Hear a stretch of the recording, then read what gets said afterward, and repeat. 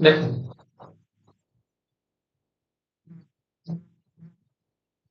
जितना भी accounting transaction है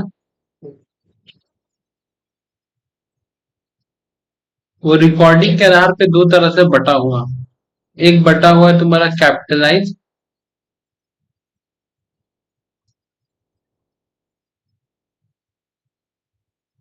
कैपिटल नेचर, एक होता है रेवेन्यू नेचर, और एक होता है तुम्हारा डेफर रेवेन्यू। ठीक है, डेफर। फिलहाल आज जो तुम्हारा चर्चा है वो सिर्फ रेवेन्यू पे है। और एक एग्जांपल देंगे जिससे जो समझ में आएगा ऑटोमेटिक उसका। बाइक खरीदे 1 लाख का, कितना का? Capital expenditure. ठीक है, उसके बाद उसका मॉडिफिकेशन करवा, क्या करवा? वो हो गया डेफर्ड रेवेन्यू एक्सपेंडिचर। कितना का मॉडिफिकेशन करवा? मॉडिफिकेशन करवाए तुम्हारा 3,000 रुपए का डेफर्ड। अब जो तुम्हारा रेवेन्यू एक्सपेंडिचर है, इसमें पेट्रोल भरवाए, कितना का पेट्रोल भरवाए? 1,500 रुपए में टंकी फूल, मतलब जो बाइक है। इसको कहेंगे कैपिटल, इसको कहेंगे रेवेन्यू। रीजन क्या है? 1 साल से ज्यादा चलेगा, 1 साल से ज्यादा चलेगा, 1 महीना भी चले कि नहीं चले कोई गारंटी। तो ये जो हो गया मेरा रेवेन्यू एक्सपेंडिचर हो गया, क्या हो गया? और ये जो हो गया मेरा कैपिटल एक्सपेंडिचर हो गया। इसको डेफर्ड रेवेन्यू क्यों बोलते हैं? मिक्सचर है कैपिटल और रेवेन्यू का। दाम किसकी तरह लग रहा है? रेवेन्यू की तरह। दाम किसकी तरह लग रहा है? रेवेन्यू। 1,500, 2,000, 3,000। लेकिन लॉन्ग लास्टिंग किसकी तरह करेगा? कैपिटल की तरह। 1 साल से तो ज्यादा ही चलेगा, कोई दिक्कत नहीं इसमें। अब तुम बोलोगे कि भाई हमारे यहाँ मॉडिफिकेशन करवा कर आए तभी एक्सीडेंट हो गया, टूट गया। ऐसे तो तुम पूरा नया गाड़ी खरीद के एक्सीडेंट हो गया, टूट गया, तो कुछ किया जा सकता है क्या? हालांकि हम ये जो बात बताए खर्चा के बारे में बताए, किसके बारे में बताए? लेकिन दो चीज होता है, एक होता है इनकम, एक होता है एक्सपेंडिचर। यहाँ पे ज्यादातर बात करेगा इनकम के बारे में।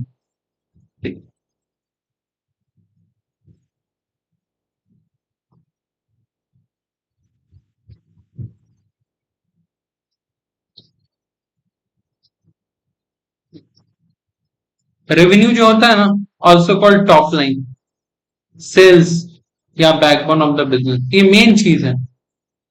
इसके ऊपर चर्चा करना हर बिजनेस में जरूरी है। Revenue, course, sales. ठीक है। Higher revenue would normally reflect the increase in the market share. अगर आपका रेवेन्यू ज्यादा होगा तो इसका मतलब आपका मार्केट में शेयर ज्यादा है। मार्केट में शेयर ज्यादा होने का मतलब क्या? कि मान लो हम जो भी प्रोडक्ट बनाते हैं उस प्रोडक्ट का एग्रीगेट सप्लाई क्या है? ठीक है, उसका एग्रीगेट सप्लाई या एग्रीगेट डिमांड 1 करोड़ यूनिट है, जिसमें से 60 लाख यूनिट तो हम ही बेचते हैं। तो मेरा मार्केट शेयर कितना हो गया? 60%। बाकी मेरा ओपोनेंट कंपनी 29% बेचता है, उसके बाद ऐसे ऐसे करके। This is the example of market share.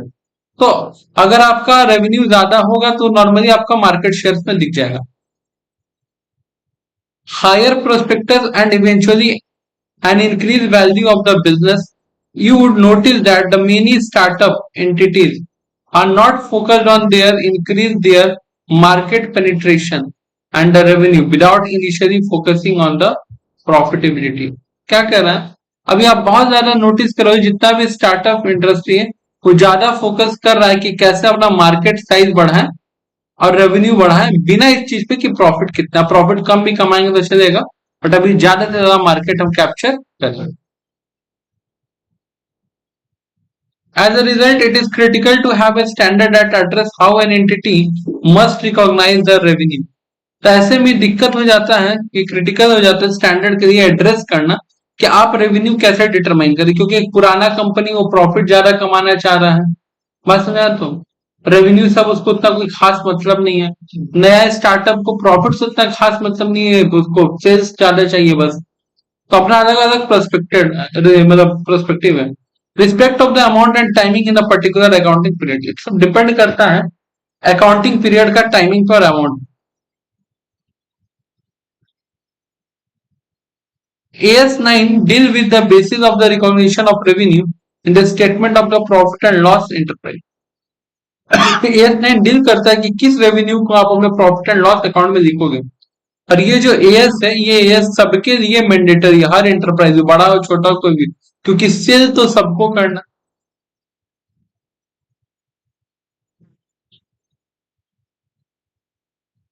अच्छा, ये एएस केवल किसके बारे में बात करेगा? रेवेन्यू जो राइज होता है, मतलब बनता है, कलेक्ट होता है in course of ordinary activity. क्या है ordinary activity? Sales of goods, rendering of service. हम कैसे पैसा कमाते हैं? रेंडरिंग ऑफ सर्विसेज से। दुकानदार कैसे पैसा कमाता है? Sales of goods.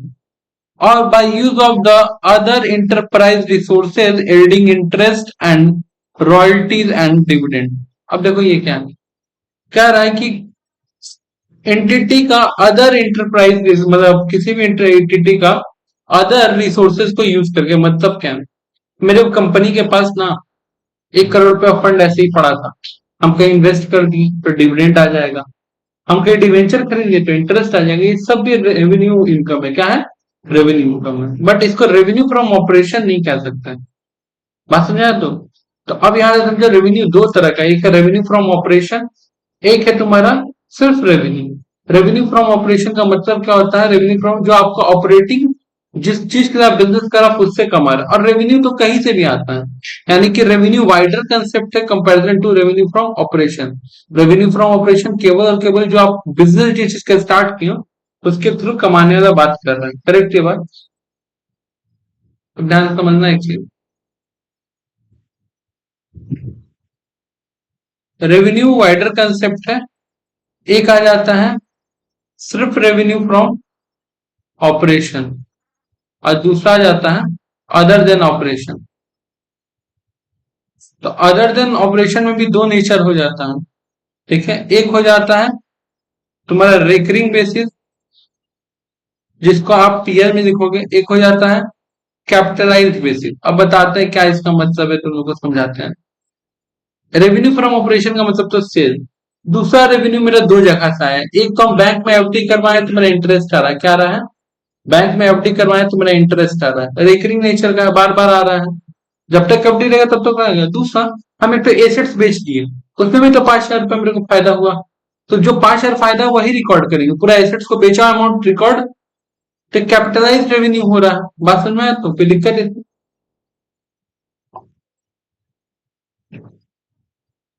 मेरे पास एक चीज का पेटेंट पड़ा हुआ, अभी हम उस पर काम नहीं कर रहे, काम करेंगे। फिलहाल किसी और को काम करना, हम भाड़ा पे दे दिए, रॉयल्टीज दे रहे हैं। क्या दे रहे हैं? रॉयल्टीज। कोई दिक्कत है? S9 डज नॉट डील, किस चीज से डील नहीं करता है, उसके लिए अलग अलग से बना हुआ है। Construction contract, hire purchase, lease agreement, ठीक है, government grants and other similar subsidies, इन सब के लिए अलग से एस बना हुआ है। इंश्योरेंस कॉन्ट्रैक्ट, इन सब में डील नहीं करता, जिसमें से हम लोग ये वाला तो पढ़ चुके हैं।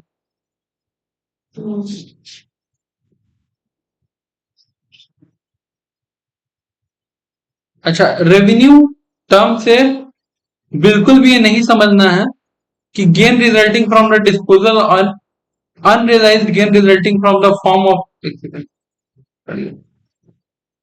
बोला रेवेन्यू से example of item not included within a definition of revenue. जो आप एएस पढ़ रहे हो, इस एएस में ये रेवेन्यू का मतलब नहीं है। इस एएस में जिस रेवेन्यू के बारे में बात कर रहे हैं वो रेवेन्यू ये है, ये वाला रेवेन्यू है और ये वाला रेवेन्यू। बात समझ तो, इस रेवेन्यू के बारे में हम लोग बात नहीं कर रहे हैं। जो भी हम इस रेवेन्यू के बारे में हम बात नहीं कर रहे, ये हम बता दी। अब देखो ये क्या क्या बोल रहा है कि जो भी आपको गेन होगा resulting from disposable and under unrealised gain resulting from the holding of a non current asset, यानी फिक्स एसेट्स रखे हो, फिक्स एसेट्स को बेच उच के कोई फायदा बना रहा, हम उसके बारे में बात नहीं कर रहे हैं। Unrealised holding gain resulting from change in the value of the current asset, रखे रखे करेंट एसेट्स का वैल्यू चेंज हो गया, मार्केटेबल सिक्योरिटीज, उसके बारे में भी हम बात नहीं कर रहे हैं।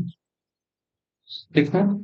Realized or unrealized gain resulting from the change in the foreign exchange, तुम विदेशी में डील करते हो, मतलब फॉरेन में तुम्हारा ऑफिस ऑफिस भी है सपोज दैट, और जब तुम्हारा फॉरेन में ऑफिस है तो तुम्हारे पास फॉरेन करेंसी रहता है, तो फॉरेन करेंसी बढ़ने के कारण, वैल्यू बढ़ने के कारण तुम्हारा भी तो एसेट्स का वैल्यू बढ़ेगा। तो हम इसके बारे में बात नहीं करते हैं, ठीक है।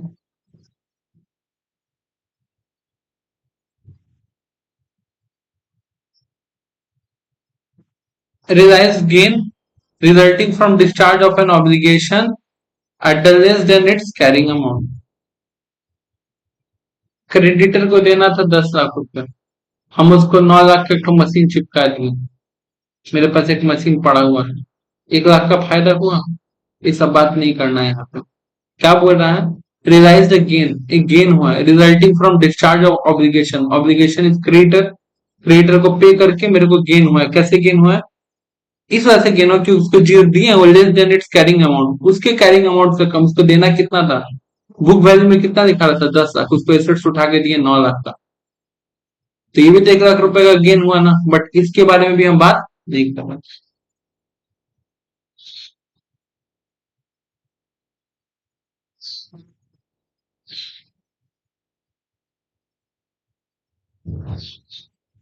अच्छा, unrealised gain resulting from the restatement of the carrying amount of the of an obligation. अच्छा, सिंपल से एक बात समझो कि अगर सिंपल से इसको कर देते हैं कि रिवैल्यूएशन प्रॉफिट और लॉस से भी जो होता है, रिवैल्यूएशन प्रॉफिट एंड लॉस जो होता है उसके बारे में बात नहीं करेगा। तो अल्टीमेटली हम पहले एक ही चीज को तो छाटे थे, कैपिटल, तो उसी का तो सब एग्जाम्पल है। बात समझा?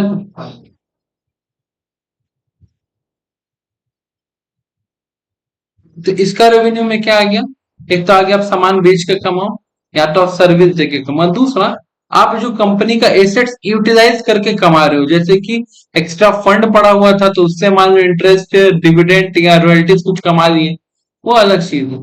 बात समझा? तो example number one, example number two, पर एग्जाम्पल नंबर वन पढ़ते हैं। Entity X Y sell a machine being used at its factory at a price of 2 lakh. The carrying value of the machine is 1,80,000. The sales of the machine does not increase the revenue of XY, but is an example of the capital receipt. Capital receipt है, since the transaction does not take place in the normal course of business. ये क्या operating है, यही काम है तुम्हारा, in normal course of business. Such a gain of sales of 20,000 rupees is recognized as a part of the profit and loss statement under the gain on the disposable of assets. तो खाली 20,000 को record करेंगे, 2 लाख रुपए तुमको मिल गया तो 2 लाख ऊपर record. Example number to, ST limited is, अच्छा ये भी बात एक बार समझ लो, हमेशा क्यों बोल रहे हैं, सामान खरीद के लाए 100 रुपए में, उसको बेचे 150 रुपए में, तो पूरा रिकॉर्ड करते हैं ना। लेकिन देखो एसेट्स का केस में ऐसा नहीं हो रहा, प्रॉफिट हो रहा वो रिकॉर्ड हो रहा, समझ में आ रहा है डिफरेंस, क्योंकि एसेट्स उसी साल खरीद, परचेज उसी साल खरीद के उसी साल बेचते हैं, बट एसेट्स ऐसा नहीं होता, एसेट्स आप खरीद के ओवर द पीरियड यूज करके तब बेचते हैं। क्लियर है बात? ST limited is real estate developer and a builder, it is into the business of the buying and selling the property. किस बिजनेस में है, बाइंग एंड सेलिंग, उसका बिजनेस ही यही है। In year 2011 ST limited purchase unit of land for 150 crore, 150 crore का खरीदा। It's sold off the land after the few month at 240 crore, कितने करोड़ बेच दिया, 40। अब बताओ ये क्या है, ये रेवेन्यू है या नहीं, ये कैपिटलाइज रिसीव्ड है।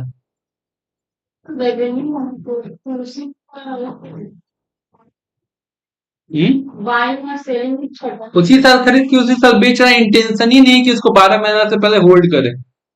अब कल हम लोग पढ़े थे क्या, एएसटी, एक कंडीशन था ना कि 12 महीने से ज्यादा इंटेंशन, तो यहाँ पे बोल दिया कि मेरा बिजनेस ही है लैंड खरीद के बेच देना, एसेट्स का तो कंसेप्ट आएगा ही नहीं, that is the revenue. Example number three, DLT Limited, a pharma company, has been conducting a research on a new medicine since last 2 years. Research कर रहा है, increase the immunity power of the people consuming it without any side effect, कोई side effect भी नहीं है। During the current year, it decided to sell the outcome of the research undertake. So far, the another competitor GH Limited 50 crore. DL has already incurred 30 crore on the ongoing research. In the above example, the sales of research finding does not represent an increase in revenue. क्या बेच रहा है अपना? एक तो एक, कोई दिक्कत? क्या बेच रहा है अपना? एक फार्मा कंपनी है, उसका काम है दवाई बना के बेचना। ये रिसर्च करके बेच रहा है। क्या करके बेच रहा है? जिसमें 30 करोड़ रुपया लगा दिया है और 50 करोड़ रुपया उसको मिल रहा है, तो उसको पीएल स्टेटमेंट दिखाना पड़ेगा। उसका काम नहीं है। नहीं है क्योंकि वो पेटेंट था, एक डेवलप किया आइडिया किसी और को बेच दिया। आमतौर पे उस आइडिया पे खुद प्रोडक्ट बना के बेचता है, बट अभी तो प्रोडक्ट नहीं बना के किसी और को बेच दिए। मैटर ये करता है कि अगर उसका काम ही आइडिया डेवलप करो बेचना, आइडिया डेवलप करो बेचना, तब तो एक टाइम में 50 आइडिया पे काम कर रहा है, 50 लोगों के लिए, तो उसका तो प्रोडक्ट है। और ये इसका प्रोडक्ट नहीं, इसका मेन फार्मा कंपनी है।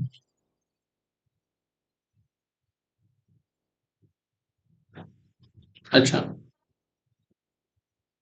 याद रखना, एजेंसी बिजनेस में, एजेंसी रिलेशनशिप में कंसाइनमेंट आता है, बहुत सारी चीज आता है। क्या बोलना चाह रहे हैं तुम लोग? In an agency relationship the revenue amount of commission and not the gross cash inflow of cash receivable and other consideration. क्या रहा कि आप एजेंसी बिजनेस में हो ना, तो आपका रेवेन्यू जो आप कमीशन कमा रहे हो ना, वो है। ठीक है, कितना पैसा आ गया, कितना पैसा चला गया, सब नहीं है। हम एजेंट है, तुम ढंग से सोचना।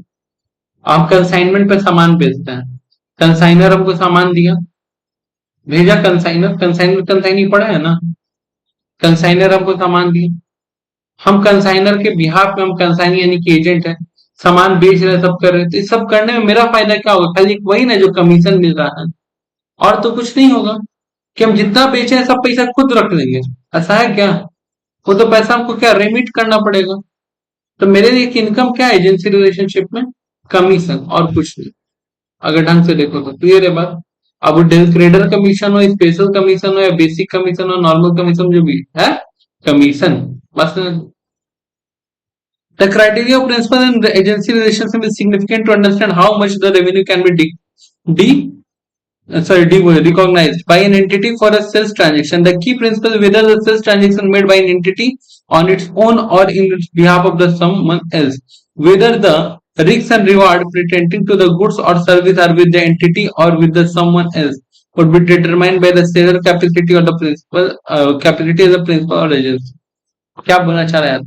देखो, रेवेन्यू कमाने का बोला दो तरीका है। आप वो सामान बेचो जो सामान क्या तो आप खुद मालिक हो,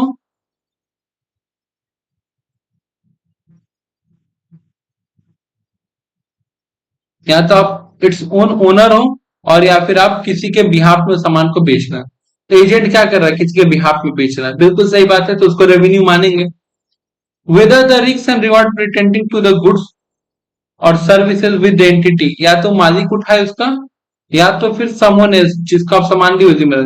अगर रिस्क सामने वाला उठा लेता है, ठीक है, अगर रिस्क सामने वाला उठा लेता है, एजेंट उठाता है, तो इस सिचुएशन में कमीशन से बढ़ के और भी कुछ उसके लिए हो सकता है रेवेन्यू, क्योंकि रिस्क से उठा रहा है। बट नॉर्मल कंसाइनमेंट या एजेंसी का केस में आप बस सामान बेच रहे हो, आपको बस कमीशन मिलेगा और कुछ नहीं मिलेगा। क्लियर है बात? और ये क्या, कौन रिस्क लेगा कौन नहीं लेगा, ये पूरा डिपेंड करता है किसका, प्रिंसिपल और एजेंट का डिटरमाइन कैसे बात हुआ था। ठीक है, देखो, जिक्टो run a food delivery company.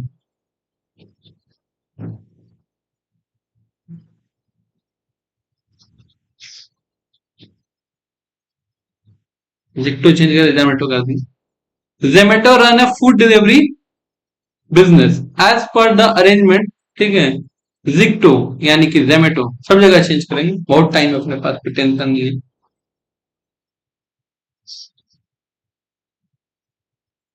Zomato allow the customer to order the food from the local restaurant and responsible the delivery of the foods with the stipulated time।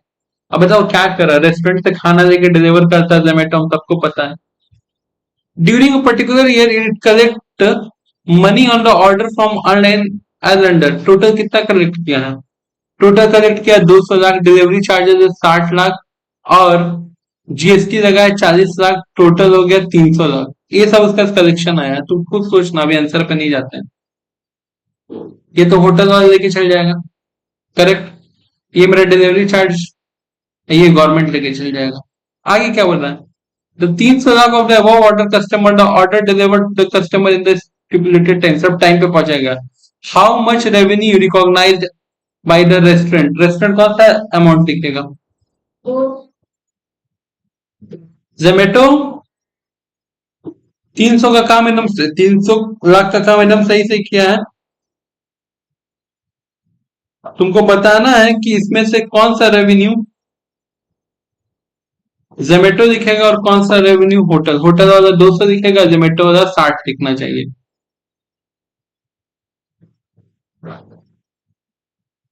तो वही जिक्टो, अपना जिक्टो का यानी कि अपना जोमेटो का कितना है और रेस्टोरेंट का कितना है, और जीएसटी चार्ज इतना गवर्नमेंट का। कोई दिक्कत? कोई दिक्कत? इसका तो इतना ही इजी है। अभी हम कुछ कर रहे हैं तुम लोग के लिए, कल परसों तक में शायद मिल जाए, तो देखना उसमें और भी है कुछ। Example, trip deal, airline booking ticket, क्या कमाता है? कमीशन ही ना कमाता है टिकट बुक करने पे। वही वाली बात कह रहा है कि the part of the business it agrees 100 tickets from a airline on a particular date and resell those ticket to customer. However, trip deal bear the loss of any unsold ticket. Risk कौन लेता है? Trip deal. In the above example, the risks and reward relating to the ticket are borne by the trip deal. Hence, the sales made for the ticket will be fully recognized as a part of revenue. रिक्स वो ले रहा है तो पूरा पैसा, अगर रिक्स वो नहीं लेता तो पूरा पैसा उसका। क्लियर है बात ना? बात समझा? कंसाइनी अगर रिक्स ले रहा है, बाल बिकवाएंगे नहीं बिकेगा तो हम ये करेंगे तो भाई वो जो भी सेल करेगा उसको वो सेल्स की तरह ही रिकॉग्नाइज करेगा। लेकिन बोला जितना बिकेगा बिकेगा, नहीं बिकेगा वापस भेज देंगे। इस सिचुएशन में आपको तो सिर्फ कमीशन बेसिस पे काम करो। क्लियर है बात?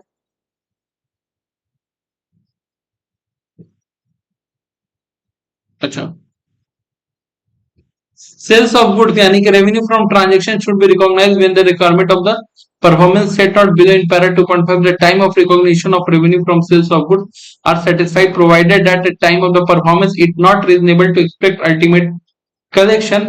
If at the time of the raising of any claim it reasonable expect ultimate collection, revenue recognition should be postponed. अब ये गड़बड़ है।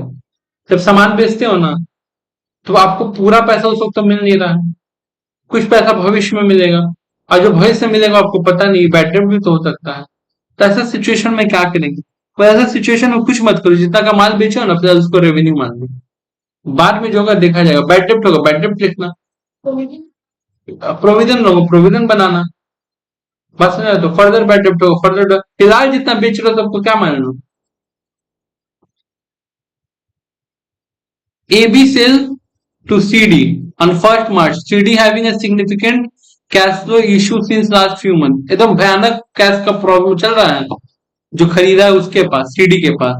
However, it is trying to raise the fund through the bank loan to be able to run its operation in future. Bank loan का व्यवस्था कर रहा है कि अपना बिजनेस कर पाए। On 5 May, CD is able to seek the funding and expected to able to pay for the goods in future. At a time of sale, it is difficult for AB to ascertain whether it will be able to collect the amount of CD due to from poor financial condition. However, the recognition revenue done be. तो भैया AB जब सामान बेचा था तो AB को पता था कि सीडी का फाइनेंशियल कंडीशन अच्छा नहीं है, लेकिन किसी रिलेशन या किसी मजबूरी में भाई सामान तो बेचना पड़ता और बेचना पड़ा। वो बात अलग है कि 5 मई को सीडी को लोन मिल गया है, सीडी का अपना काम हो जाएगा, कोई दिक्कत नहीं है, बट जिस वक्त तुम बेचे हो क्या करोगे? AB should not recognize in revenue on 1st March and until the uncertainty of recovery is clear. Hence, the revenue only be recognized by the AB on the 5th of May 2011. The inventory transferred to CD until the date requires to show down as a, क्या बोल रहा है? In the above case, AB should not recognize the, 1 तारीख को recognise नहीं कर पा रहा है कि रेवेन्यू मिलेगा कि नहीं मिलेगा, and until the uncertainty of recovery is clear, कब तक ये अनसर्टेनिटी दुख दूर होगा। हेंस फिर भी the revenue can only recognize by the AB on the 5th May. ठीक है, the inventory transfer by the CD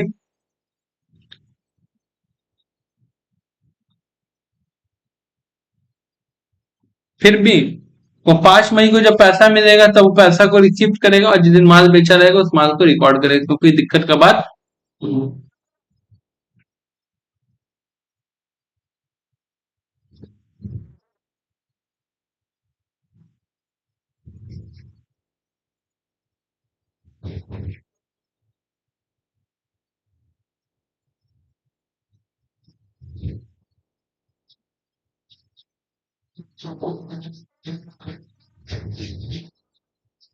अच्छा, कह रहा है सेम केस नीचे बोल रहा है कि यहाँ पे क्या हो गया ना, कि यहाँ पे पैसा जुटाने में असफल हो गया और कंपनी लिक्विडिटी का पोजीशन पे आ गया। At a time of sales there was no reason for AB to believe that it will not able to collect the amount from the CD in future.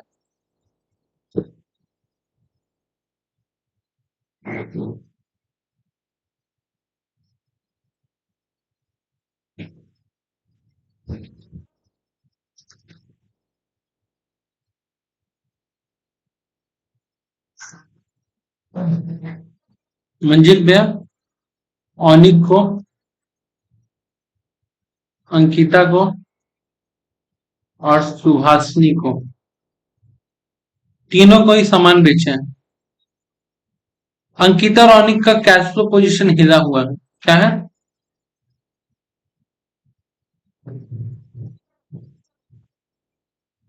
हिला। और अनिक का कैश फ्लो पोजीशन हिला हुआ है, हमको पता है। तो अनिक मेरे पास सामान लेना है, हम उसका सामान दे देंगे।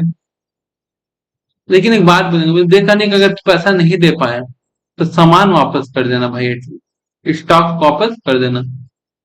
तो अगर मेरे को इसका कैश फ्लो पोजीशन पता है तो अनिक को जब सामान बेचेंगे तब रिकॉर्ड नहीं करेंगे, जब उसे पैसा रिकवर होगा तब रिकॉर्ड करेंगे। तब तक लिखेंगे स्टॉक लाइंग विथ कस्टमर, क्या लिख देंगे? अंकिता का कैश फ्लो हमको नहीं पता है, पोजीशन खराब है बट हमको पता, तो हम तो सेल के टाइम में सेल लिखेंगे ना।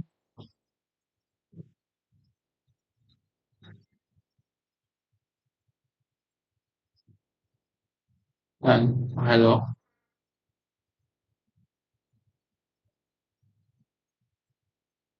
कहाँ से बात करेंगे?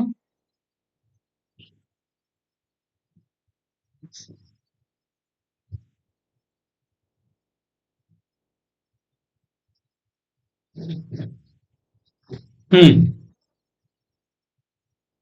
AB sells goods to CD on 1st January 2 lakh after sale made CD have a significant cash flow issue. It trying to raise fund through the bank loan to be able run its operation in future.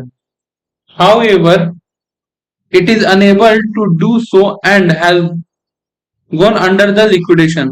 वो हुआ, company डूब गया, liquidation में चला गया। At the time of sale no reason to AB believe that is not able to. बेचते time हमको ऐसा कुछ नहीं लगा कि सीडी पैसा नहीं देगा, हमको लगा दे देगा, जैसे अंकिता के हमको नहीं पता था, हमको पैसा दे देगी। Explain how the recognition of the revenue be done by AB for the, क्या करता है उस टाइम में? तो भैया देखो, सामान बेचा कब है? 1 जनवरी को। तो 1 जनवरी को बुक में एंट्री क्या मारता? CD account debit to revenue, ये ना होता?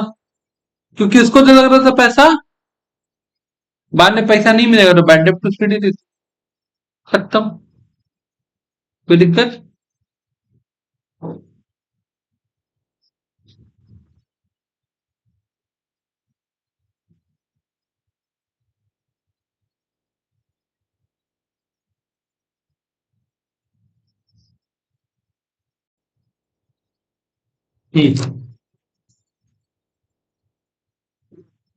अच्छा, जब आप सर्विस रेंडर करते हो ना बाबू, दो तरीका से आप पैसा देते हो।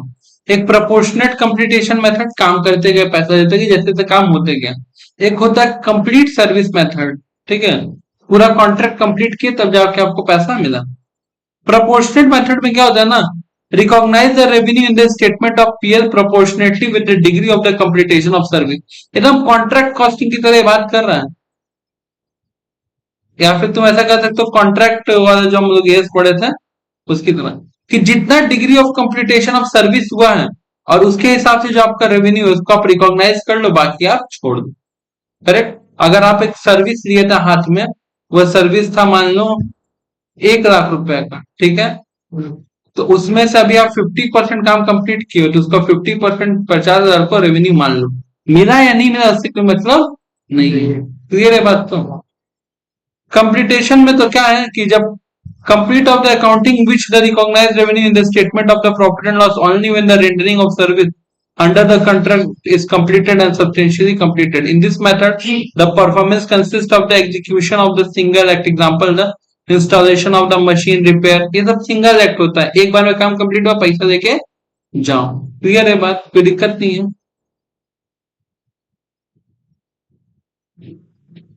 अच्छा, हम एक तो प्रोपोर्शनल कंप्लीटेशन का एग्जांपल दे देते हैं। मेरा ऑफिस में टोटल 10,000 कंप्यूटर है। एक हम सॉफ्टवेयर कंपनी को, मतलब आईटी कंपनी को बुलाए हैं और उन लोगों को सर्विस दिए कि मेरा सारा कंप्यूटर ठीक ठाक करो, फाइल सब ठीक करो, वायरस डिलीट करो, थोड़ा उसका प्रोसेस को पेसअप करो मेंटेनेंस के लिए। तो वो मेंटेनेंस 10,000 कंप्यूटर एक दिन तो होगा नहीं, वो लेकर के आया 50 आदमी का टीम, फिर भी तो टाइम लगेगा ना। तो हो सकता है 1-1.5 महीना टाइम लगेगा। हम उसको पैसा स्टार्टिंग एडवांस दे दिए 60%। बात सुन रहे हो तुम? अब वो काम ज्वाइन किया मार्च में, कब ज्वाइन किया है? और अप्रैल से नया साल स्टार्ट होगा। हम उसको जो भी अमाउंट बनता था 10 लाख का 6 लाख रुपए स्टार्टिंग में दिए, तो 22 सेल क्या 6 लाख रुपए लिखे हैं कि 22 सेल 10 लाख रुपए लिखे हैं? मतलब ना 10 लाख होगा ना 6 लाख होगा। वो जितना काम किया है ना उतना अमाउंट को रेवेन्यू मानेगा। बात बाकी मान लो काम किया 40%, तो 4 लाख रुपए रेवेन्यू हुआ, 2 लाख रुपए क्या हो गया? एडवांस। क्या हो गया? ठीक है, कोई दिक्कत?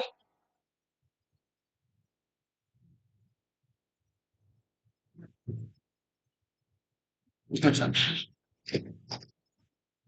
आंख बंद करके इंटरेस्ट, रॉयल्टीज और डिविडेंड। अगर रॉयल्टीज पे कर रहे हो तो ट्रेडिंग में जाएगा, बाद बाकी सारा ठीक है केस में तुम्हारा ही जाएगा पीएल में। बेसिक कहा जाता है इंटरेस्ट भी पीएल में, रॉयल्टी भी पीएल में, डिविडेंड रिसीव भी पीएल में। अच्छा, ये सब रिसीव का बात कर रहा है। Cash resources amounted due to the enterprise, revenue is recognized on the time of the proportional basis taking into the amount of the outstanding and rate applicable. Royalty charge the use of the assets, know how, patent, trademark. बता रहा है क्या होता है royalty का मतलब। मेरे को पेटेंट है, कॉपीराइट है, कुछ साल के रेंट पे या भाड़ा पे तुमको दे दिए हैं, correct? That is called royalty. और डिविडेंड तुम लोग को बहुत अच्छे से पता है, तीनों ही कहा जाता है बच्चे, तीनों ही जाता है, रिकॉग्नाइज होता है पीएल अकाउंट में, कोई दिक्कत नहीं है। अच्छा, during the year 31st March, ZX Enterprise has recognized 100 lakh on accrual basis income from dividend 1 unit of mutual fund by it. ठीक है, the dividend on the mutual fund was declared on 15 June. The dividend was proposed on 10th April 2010. अब problem है कि इसको record कब करेंगे? The dividend from the investment in share are not recognized in the statement of profit and loss until a right to receive of payment is established. In the given situation, a dividend is proposed on the 10th April, while it declared on 15 June.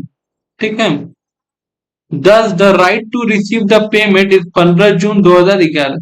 क्या कहना चाह रहा है कि dividend from investment in share are not recognize in the statement of profit. उसको नहीं लिखो PL account में जब तक आपको पेमेंट रिसीव नहीं हो जाता है, तो या पेमेंट रिसीव होने का डेट नहीं पता चल जाता है। तो क्यों ऐसा? जब आदमी डिवेंचर खरीदता है ना तो उसमें डेट फिक्स होता है कि इस टाइम पे इंटरेस्ट, इस टाइम पे इंटरेस्ट मिलेगा। तो आप उसको चढ़ा लो, मिला या नहीं मिला, आपका पैसा तो बन गया है, करेक्ट? लेकिन ये क्या करें, शेयर के केस में ऐसा नहीं होता। डिविडेंड अनाउंस होने के बाद भी कई बार नहीं मिल पाता। बात सुन रहे हैं? तो इस बात से बोल रहा है, क्लियर है बात? Y Limited used the certain resources X Limited, in return X Limited received 10 lakh। Y Limited कुछ रिसोर्स यूज किया है, कोई भी चीज यूज किया होगा X Limited का, और उसके रिटर्न में 10 लाख रुपया दिया, 15 लाख रुपया as a interest and royalties. 10 lakh रुपए का इंटरेस्ट दिया, 15 लाख रुपया रॉयल्टी दिया। You are required to state whether on the basis of revenue recognized by the X Limited. As per the AS9 on the revenue recognition, revenue arise from use of the other enterprise resources yielding interest, royalties should be recognized where no significant uncertainties, measurability or correctability exist. The revenue recognized on the following basis. पहले क्या है? Interest on A time proportion. कैसे record करें? 10 लाख तुमको कितना दिन का मिला है? 2 साल का मिला तो 5-5 लाख करके, 3 साल का मिला तो 3,33,000 करके, 4 साल का मिला तो 2.5 लाख करके रिकॉर्ड करना है। रॉयल्टी आप एक्रूअल बेसिस पे करना, ठीक है। According to the term of the relevant agreement recognize the total revenue of 15 lakh, ठीक है। पूरा टोटल रेवेन्यू एक बार में रॉयल्टीज का रिकॉग्नाइज कर सकते हो 15 लाख रुपए, ठीक है। लेकिन इंटरेस्ट को टाइम बेसिस पे करना है, क्लियर। अच्छा, रॉयल्टी में भी दो तरह का रॉयल्टी आता है, सुन लो समझ लो। एक रॉयल्टी आता है कि हम तुमको दे दिए 15 लाख रुपए हमको दे दो। दूसरा आता है रॉयल्टी का मतलब होता है कि हम ये जो आपका आइडिया बताएं इससे जितना बिजनेस होगा, जितना यूनिट बिकेगा, पर यूनिट पे एक एक परसेंट लेंगे, करेक्ट। हो एक ये रॉयल्टी होता है, बस समझ लो। तो ये जो वाला रॉयल्टी है तो फिर वैसे ही होगा कि इस साल जितना बिका उस पे उतना, लेकिन यहाँ पे अमाउंट तुमको फिक्स नहीं बता पाएगा। या फिर तुमको दे देगा कि पहला साल इतना सेल हुआ, दूसरा साल इतना सेल हुआ, बट अगर पूरा 15 लाख रुपए तुम्हारा टोटल हुआ है तो कब का हुआ कहाँ का हुआ नहीं पता, लेकिन रॉयल्टीज इनकम पूरा प्योर इनकम है 15 लाख रुपए डाल देंगे।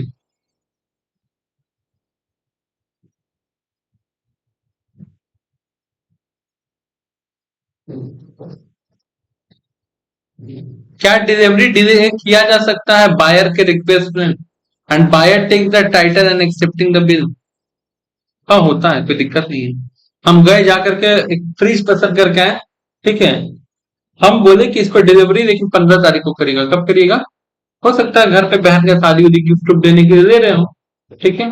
आज कितना तारीख है, आज आज 13 अगस्त है, मतलब 2 दिन बाद। तो डिले डिलीवरी तो करवा सकते हैं ना।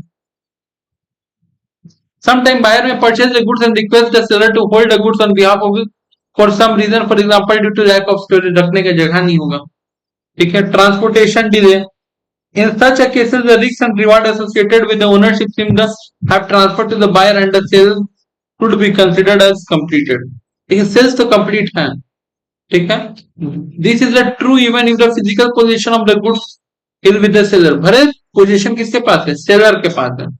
The condition to be meet the account for the sale. The amount must be specifically identified. तुमको पता है कितना का सेल किए, बोला हाँ। Delivery delay at the buyer, delivery मेरे चलते नहीं बायर के चलते डिले हो रहा है।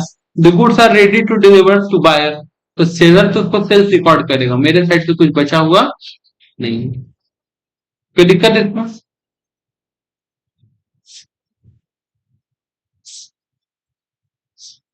ये बड़ा इंटरेस्टिंग है, सेल्स ऑन अप्रूवल। इसका हम सीधे जनरल एंट्री बताते हैं, उसके बाद तुम समझ जाओगे सेल्स ऑन अप्रूवल क्या कहना चाहते हैं।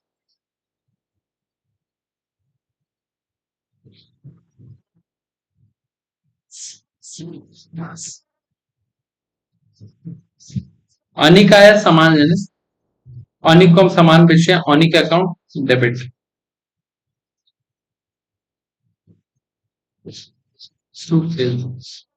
कोई दिक्कत, कितना का बेचे भैया, 10,000 का। अनिक हमको मना करा था इतना सारा मटेरियल नहीं लगेगा तो वापस कर देना, मतलब सेल्स ऑन अप्रूवल बेसिस। बाद में अनिक बोला कि 4,000 का सामान हम यूटिलाइज कर लिए, और 6,000 के लिए अनिक कुछ कुछ खबर हमको नहीं दे रहा है। तो 6,000 का सामान अभी मेरे पास, अभी मेरा सामान है जो अनिक के पास पड़ा हुआ है, तो इसका क्या होगा इंटरेस्ट, इसका एंट्री ये हो जाएगा।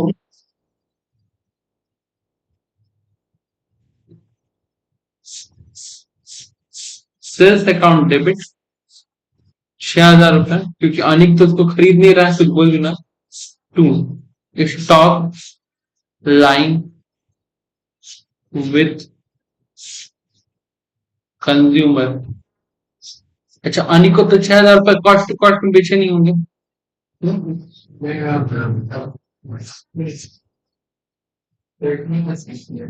हाँ, Anik account debit to stock लाएंगे, तो अगर अनिक को फिर से हम डेबिट कर देंगे तो अनिक से 10,000 लेना था, फिर और 6,000 16,000।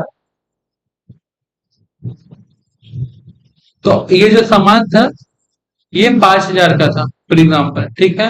और इसमें जो पीएल था वो पीएल मान लो 1,000 रुपए का था, तो आपको ऐसे दिखाना पड़ेगा, कोई दिक्कत नहीं है। तो सेल से सीधे कितना अमाउंट गायब हो जाएगा, 6,000, ठीक है। स्टॉक में कितना आ जाएगा, 5,000, और पीएल में चला जाएगा 1,000, कोई दिक्कत नहीं है तुम्हारा।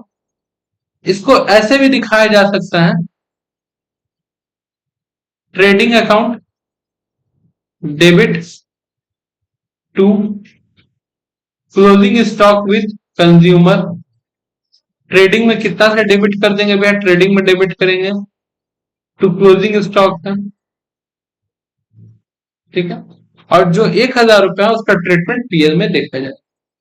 तो अल्टीमेटली निचोड़ ये हम बताना चाह रहे हैं, क्या चीज, 6,000 यहाँ सेल्स को हम नहीं ट्रीट कर रहे, सिर्फ ट्रेडिंग का ट्रीट कर रहे हैं, 1,000 रुपए सिर्फ। हम अल्टीमेटली ये बताना चाह रहे हैं कि रेवेन्यू बेसिस में एक चीज कॉमन रहता है कि जब तक मेरे को वो हाँ ना बोले तब तक उस चीज को हम लोग सेल्स नहीं मान सकते, और सेल्स नहीं मान सकते इस वजह से उसको रिकॉर्ड भी, ठीक है, irrespective of general entry matter नहीं।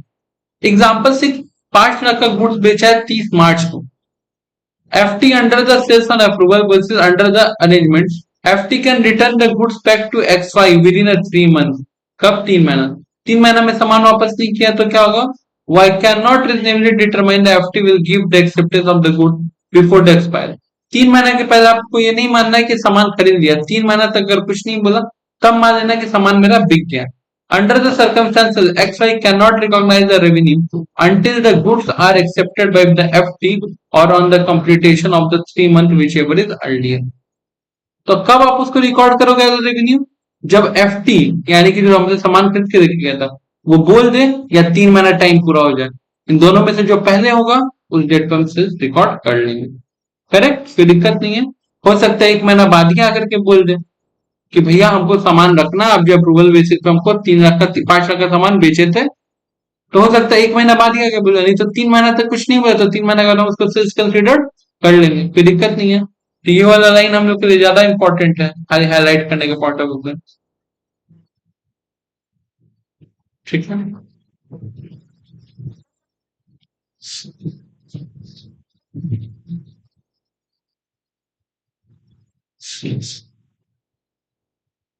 सामान भेजे, सामान जब सामने वाले को भेजे वो सामान को इंस्पेक्ट करेगा, देखेगा, समझेगा, परखेगा, रखेगा, नहीं पसंद आएगा तो रिटर्न करेगा। तो जब तक इंस्पेक्शन कंप्लीट नहीं होगा तब तक हम लोग उसको रेवेन्यू रिकॉग्नाइज करेंगे। In case of the installation is complex and is significant to able the goods in the intended manner, revenue should not be recognized until the installation is satisfactorily complete। However, in case of installation is simple, for example, a refrigerator need to plug to power connection. After delivery, the customer plus the revenue is recognized when the customer has agreed to purchase the good। Simple सा बात करा कि अगर installation complex है तो जब तक जाके इंस्टॉल करके नहीं आएगा तब तक आपको सेल्स रिकॉर्ड नहीं करना है, या जब तक कस्टमर पूरा तरह से रेडी ना हो जाए कि हाँ ये सामान ठीक है हमको इसको रखना है। अगर अगर सिंपल है, जैसे कि फ्रिज खरीद के लेके प्लग लगा के स्विच ऑन करना, उसमें कस्टमर को नहीं समझ में आ रहा तो तुम बेवकूफ हो, कस्टमर बेवकूफ हो, हम तो उसी वक्त सेल्स क्या कर लेंगे, रिकॉर्ड कर लेंगे। क्लियर है बात, कोई दिक्कत।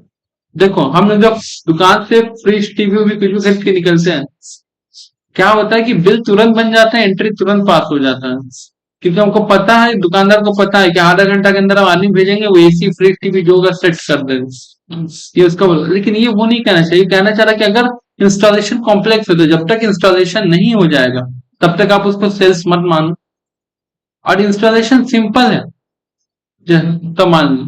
करेक्ट है बात, कोई दिक्कत है।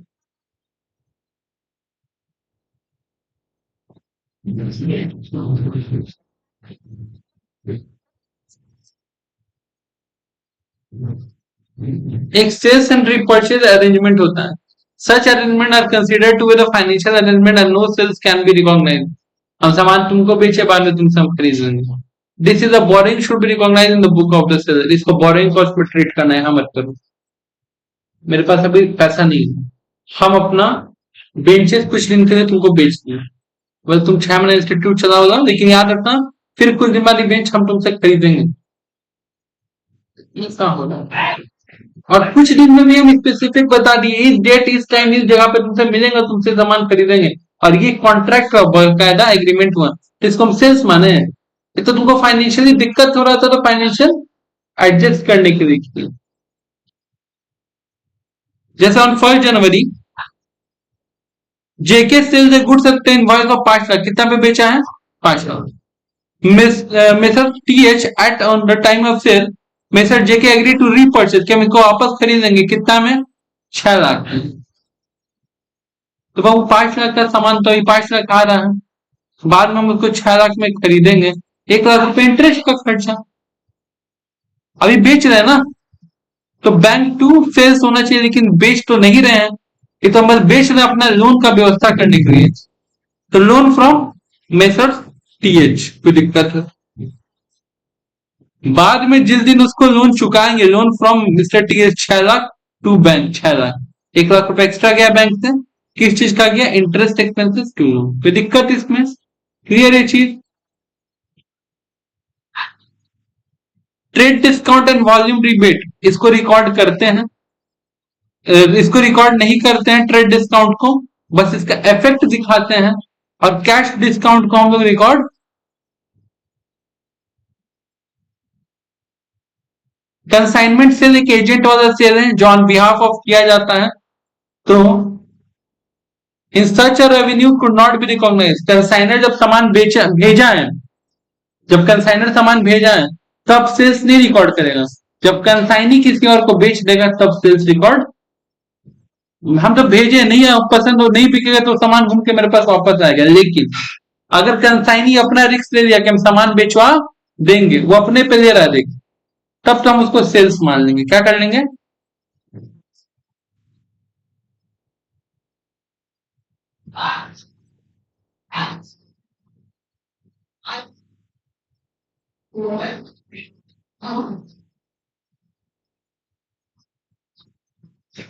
ज्यादा चार्ट 6 नंबर पढ़ो। The board of director, the board of director decided on 31st March 2012 to increase the